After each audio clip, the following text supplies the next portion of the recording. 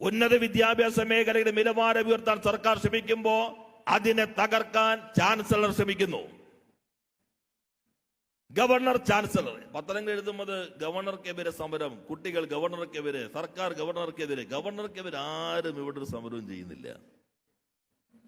Governor ഭരണഘടനാ പദവിയാണ്, chancellor statutory പദവിയാണ്.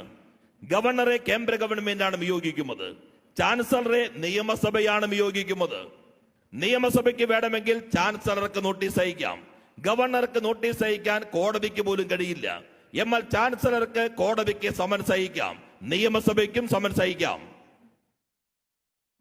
ആ chancellor നമ്മുടെ ഉന്നത വിദ്യാഭ്യാസ താല്പര്യങ്ങളുമായി ചേർന്ന് നിൽക്കുന്നില്ല എന്ന് തിരിച്ചറിഞ്ഞ് കേരളത്തിന്റെ നിയമസഭ ഒരു ബില്ല് പാസാക്കി. ആ ബില്ലനുസരിച്ചുകൊണ്ട് ചാൻസലറായി ഉന്നത വിദ്യാഭ്യാസ മേഖലയിൽ